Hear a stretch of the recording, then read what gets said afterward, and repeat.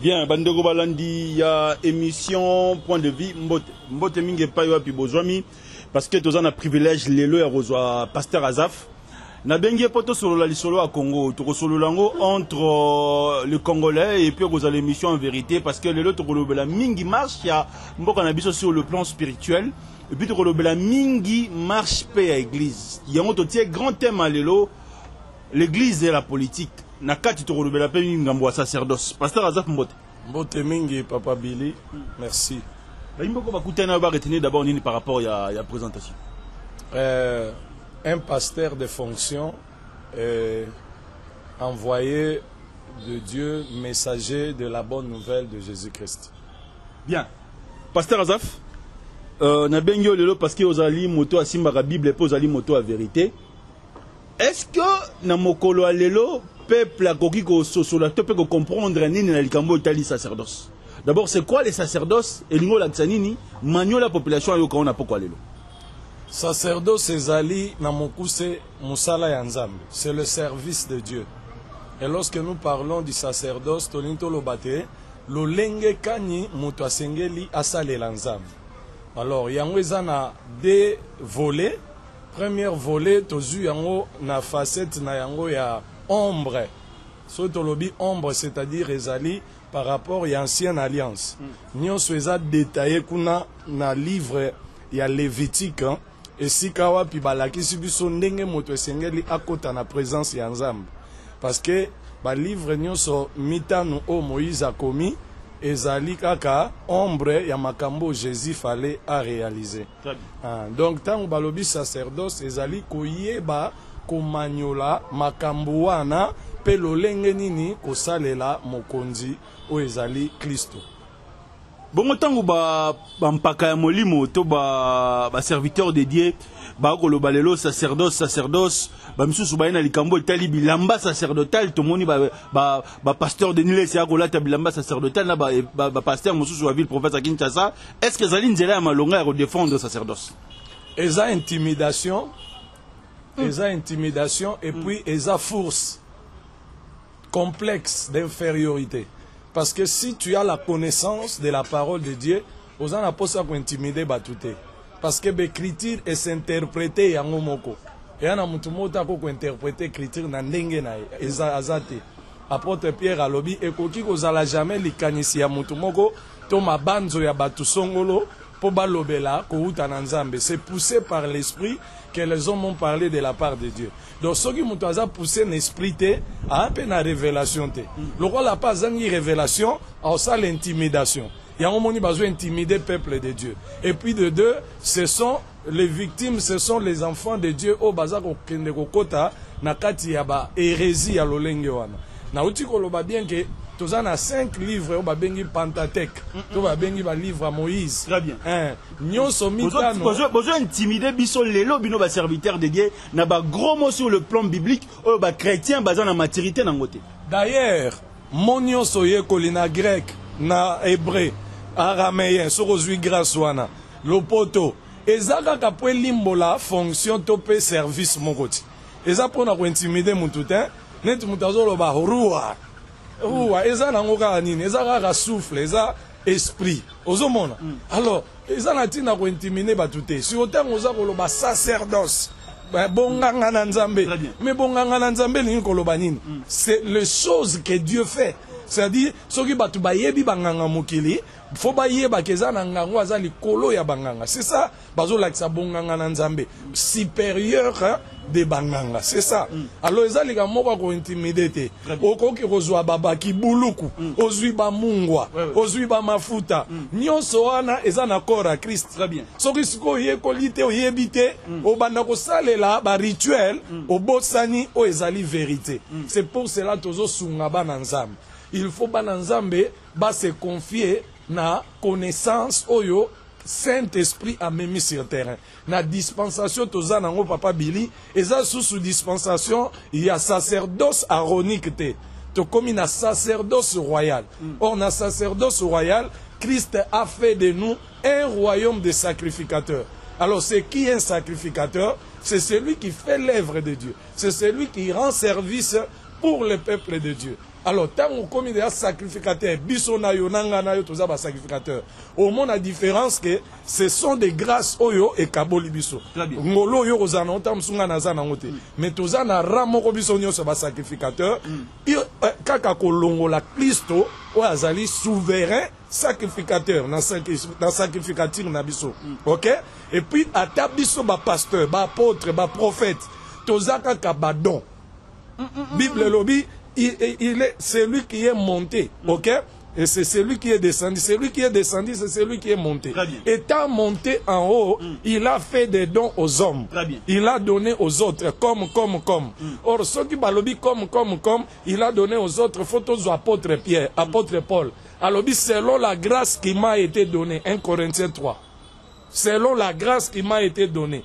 C'est-à-dire, chacun de nous a une portion de grâce. Mukolo Kristo azo buka lipa na baye koli po balia elambo ya suka azo buka yango lipe buka naki na ba morceau mais ko buka na ba morceau nyoso minene nde mote même yoso katili pasiko omone okende mpanzi mais ngolo bate muto ba pesi partout muke wana azuli pa do ba grâce ezandingo wana muto muswaza na volume ya grâce.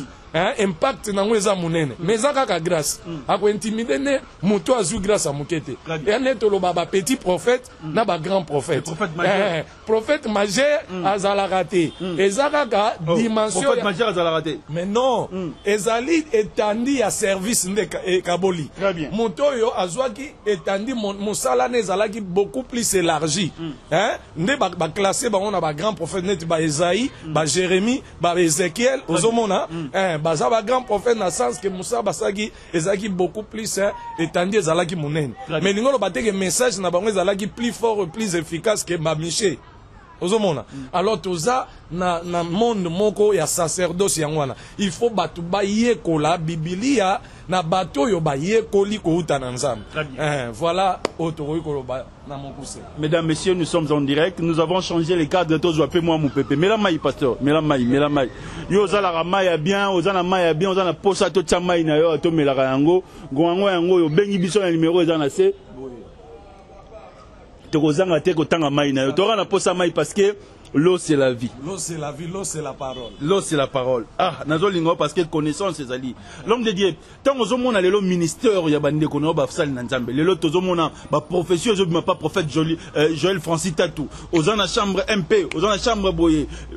Biloko papa na biso Denis azo sala lelo sur le plan YouTube et internet. Est-ce que bazaka na kata bonganga nzambe to pe ba biminzela? Yango na babike bango fo bazonga classe. Bango nyonso wana fo bazonga classe. Banani fo bazonga classe. Bango nyonso wana. Ba Roger Baka. Bango nyonso yozo tanga. Ouais. Fo bazonga classe. Ba précipité. On ne donne pas la responsabilité à un bébé spirituel. Un bébé spirituel c'est pas celui ce n'est pas un bébé spirituel peut avoir 50 ans de ministère. Mais il est un bébé spirituel.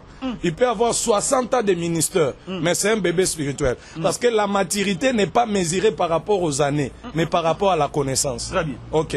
Donc, mon aké, mutakoti na ministère, à 5 années, maza majeur, aza na connaissance, aza au fait mature. Mutuana faut pas payer ses responsabilités.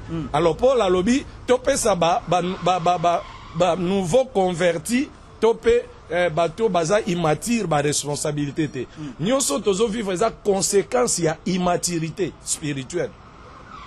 Alors voilà pourquoi tu recourir ba problème parce que prophète aza na 3 champs aza pona ko édifier azali pona kotonga mais le comme grave mon esprit m'envoie et continue notre MP c'est dangereux. Mais il faut questionner la Bible papa Billy.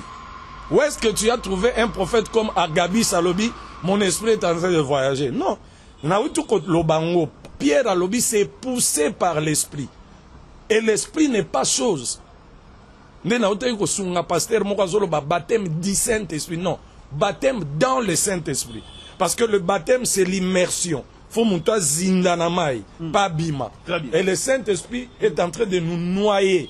Na kati na bonzambe pour la connaissance ya bonzambe. C'est lui qui sonde le rein et le cœur. Il connaît la profondeur de Dieu. Oh, tu ne peux pas aller dans la profondeur de Dieu sans que quelqu'un t'amène là-bas.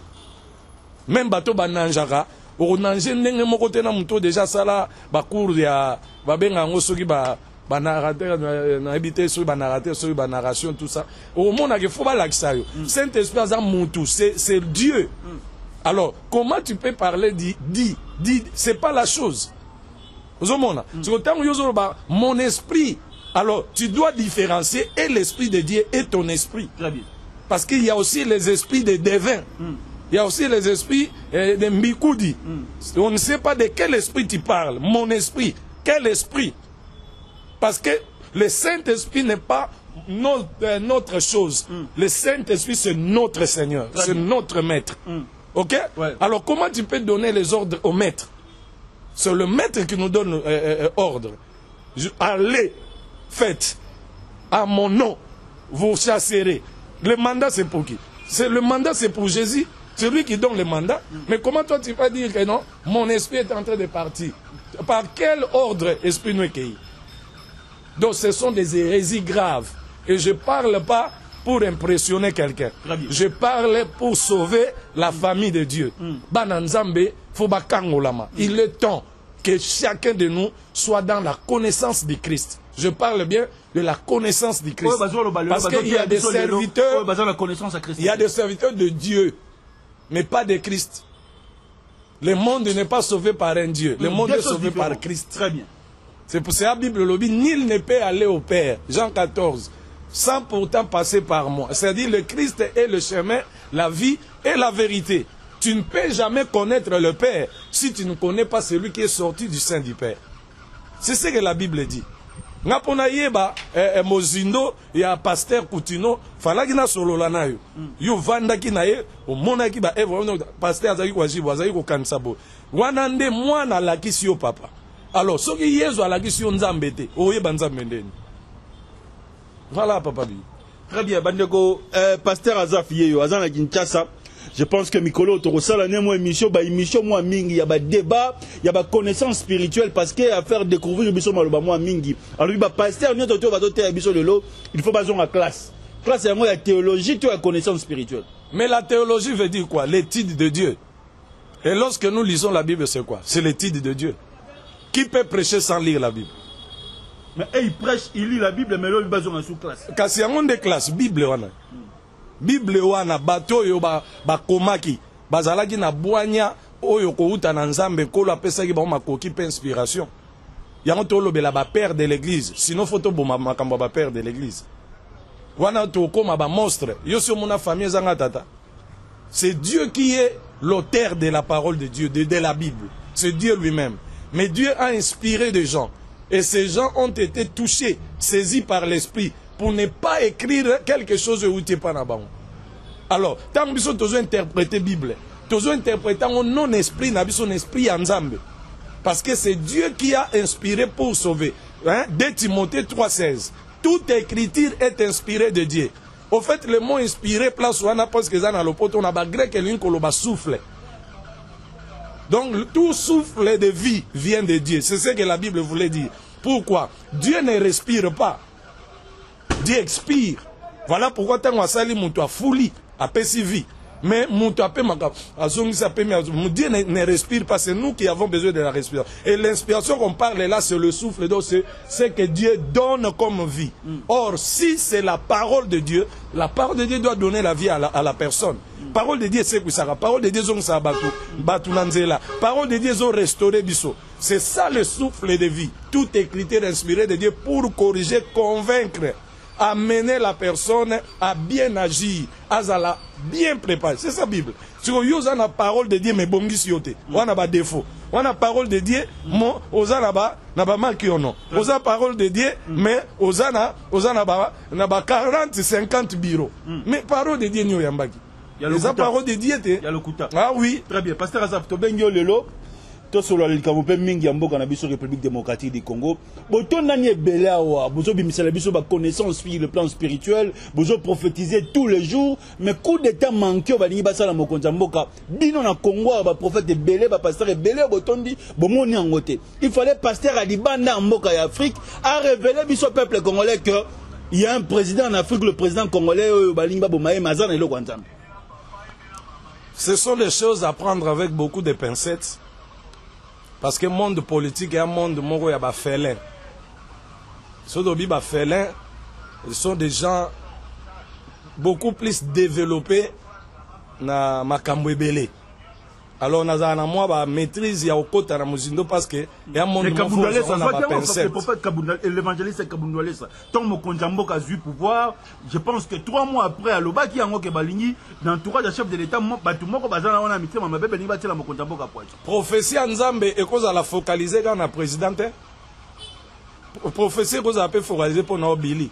Pourquoi va mon aliwa habilité faut va mon arrêt à président? Qu'est-ce qu'on veut enseigner là-dessus? Ok? C'est pas le problème de Dieu.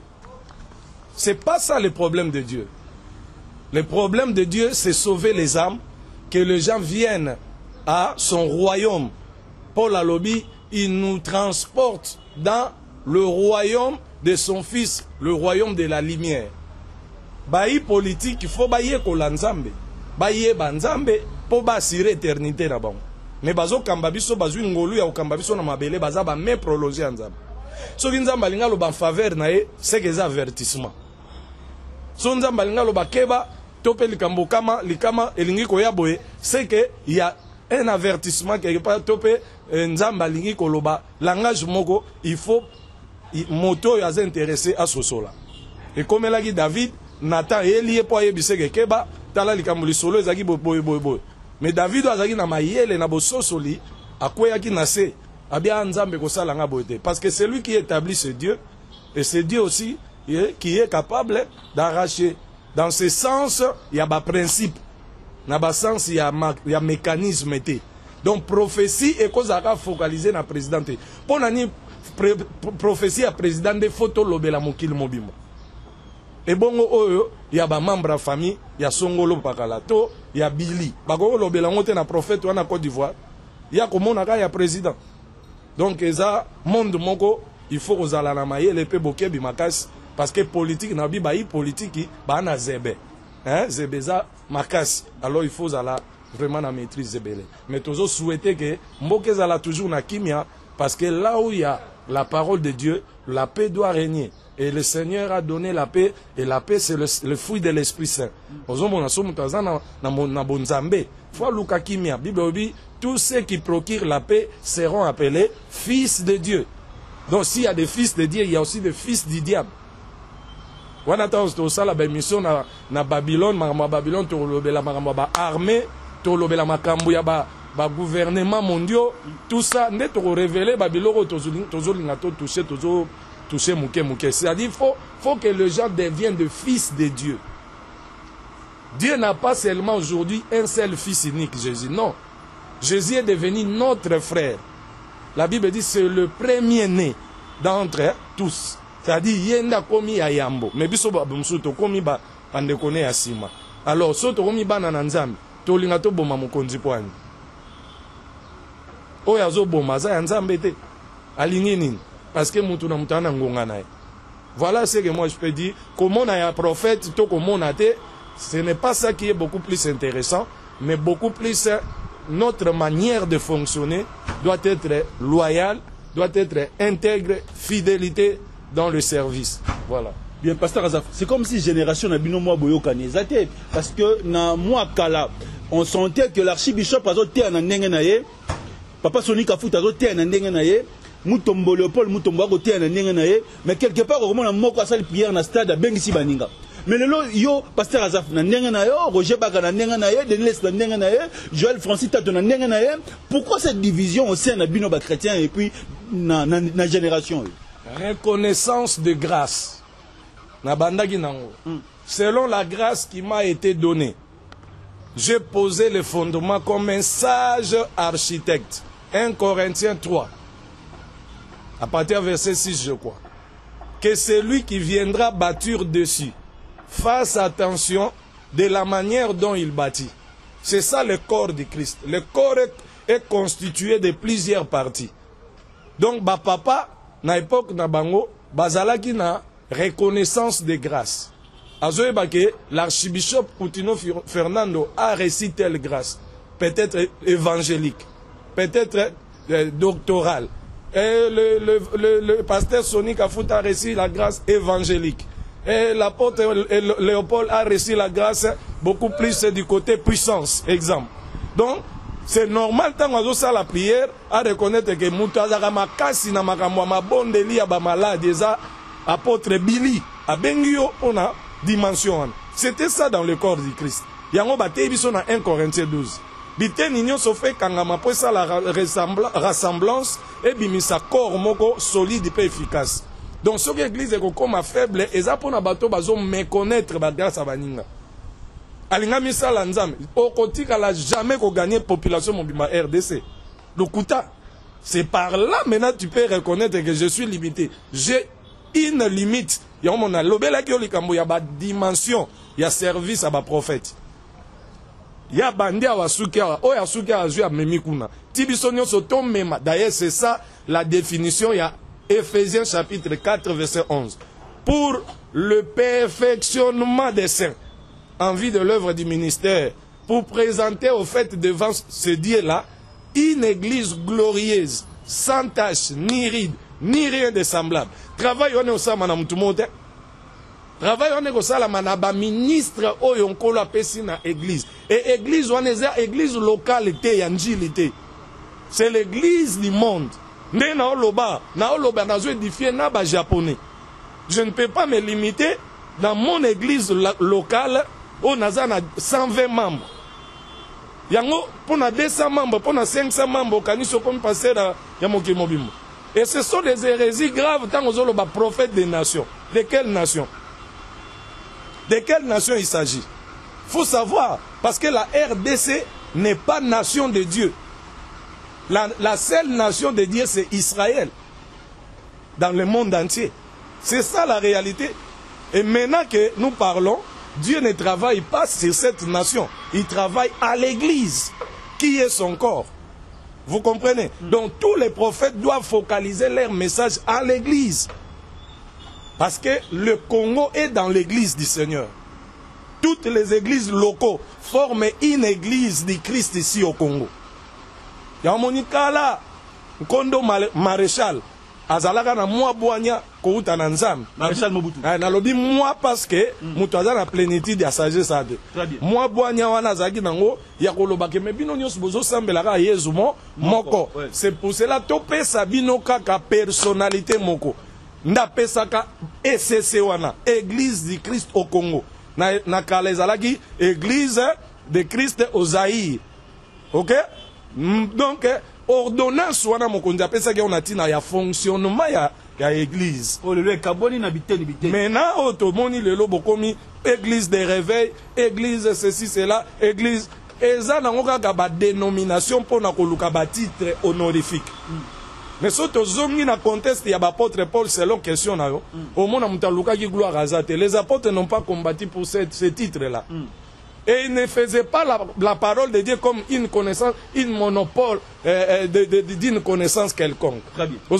Parce que Paul a dit la connaissance enfle, mais l'amour édifie. Mais il y a un niveau de connaissance, Paul a dit non. Pour n'y amener la pierre. Ma bengi ba colonne. Après 14 ans, il m'a fallu descendre à Jérusalem pour présenter l'évangile que je prêchais au pied de ceux qui sont considérés comme des colonnes. Est-ce que bazo reconnaître que les gens na mayele koleka ba na mamanza? Il faut banda ko sala ka étude avant ba loba dans la population. Il faut ba yé ko la malamu na ba contexte biloko na bango bazo beta ba prophétie na bango na ba contexte biblique. Parce que net isiko bo moni ke ba robima pena bana mike parce que baza na ba connaissance moko limitée. Donc il faut travailler mingi na limite na yo que franchir ba limite à batunions. Vouloir se faire passer comme un connaisseur de soi-disant nation. C'est très dangereux. Aujourd'hui, l'évangéliste Roger Baka a créé une université biblique où ils vont prendre la Bible, le Bible sur la connaissance, ils ont l'église à Congo, mingi chrétien, parce que connaissance la Bible est limitée. Non, c'est là vraiment natanga comme moi qui natanga ta comme mutu mote, mais nazo pesa bango leçon. Eza malamu te biloko ndengwana. Et à Malamouté, pourquoi? Est-ce que tu peux m'expliquer qui est le pasteur direct de ce frère? Où est-ce qu'on l'a imposé les mains pour reconnaître son ministère? Moi, je le connais comme frère qui faisait les interprétations des films nigérians et qui édifiait beaucoup des enfants de Dieu. Mais quasi, paf, blou, mbalamogo. Mais avant, il peut mettre la basse, moi. Mais il faut, la Bible dit, ne néglige pas les dons que tu as reçus. Mais qui a été approuvé par l'imposition des mains des anciens. Ok? L'église est ordonnée. C'est ça le problème, Papa Billy. C'est ça le problème. On est quelqu'un qui fait tout ce qu'il veut. Il n'y a personne pour les discipliner. Parce que la discipline de l'église au Congo est déjà mise à côté. Chacun est Dieu dans son coin.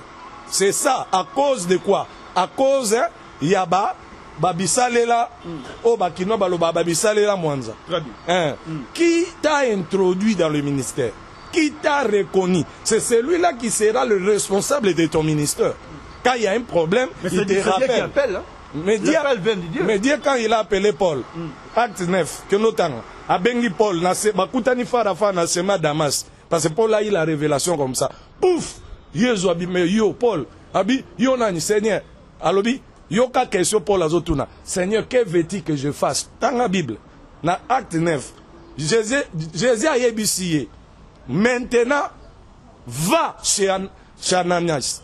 Attendez pas Ananias, il te dira ce que tu feras. Tu peux recevoir l'appel, mais l'orientation, Dieu donne les hommes. Tu ne peux pas... C'est dangereux aujourd'hui de faire confiance à un homme de Dieu qui manque mais de... tous ces gens-là, je dis que quand je parle que c'est un danger au Congo, c'est parce que ne sont pas répertoriés.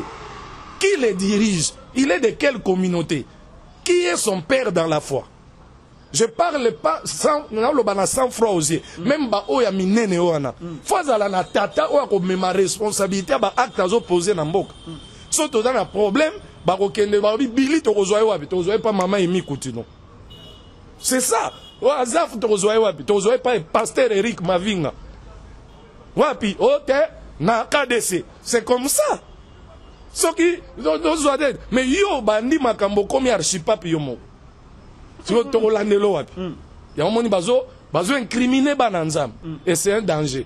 Makamkuta ba université wa koloba on te po wana eza wana ya suma bazamba. To lobela ngwa avec autant ça va tu Bible c'est normal. Oui. C'est une bonne chose. La volonté, la motivation n'est pas mauvaise. OK? C'est une bonne chose. Mais on doit recadrer tout. Il faut restaurer l'église. On doit remettre à qui des droits. Écoutez-moi. Jésus a fait si parabole, il y a bon samaritain. Un homme quittait Jérusalem pour Jéricho. Il tomba entre les mains des brigands qui le frappèrent, le dépouillèrent, tout ça. Un prêtre passé, soit un lévite, ceci, cela, un sacerdoce. Et puis, un bon samaritain. Tu vois, Jésus n'est pas venu pour faire des gens sacerdotaux.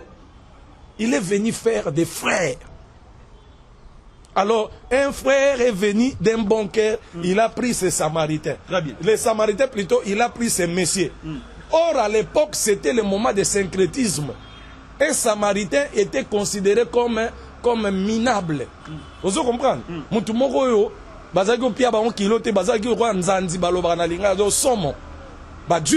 Jamais supporter samaritain. Mais Jésus a évoqué parabole, ils ont sa polémique dans le milieu des juifs. Les gens un bon samaritain prit cet homme, a tiré na montir, na tiré ma fout à premier soin. Il amena le déposa dans un hôtellerie. A tiki ekuna lobi, prenez soin de lui quand je reviendrai. C'est ça les ministères. Tu peux être un frère zélé, aux ana grâce, au bimi bando teimutu, même une église, tu peux na makolo pasteur à établi. Tika na kati ya communauté pour former malam. Ko isoler parce que le ministère n'est pas une carrière solo. Moi aujourd'hui on commence à faire un ministère comme une carrière solo. Bornangai. Non, la grâce est reçue pour l'édification des autres. Alors tant yo otei muto anengwana na kozwa na memio bisika maezo tio la po okola malamu ngana kei. Philippe a baptisé jeune éthiopien. A baptisé mais tant aussi sur baptisé bakabwani. Mais est-ce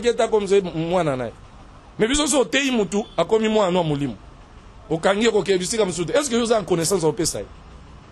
Laissez cette personne à l'hôtellerie.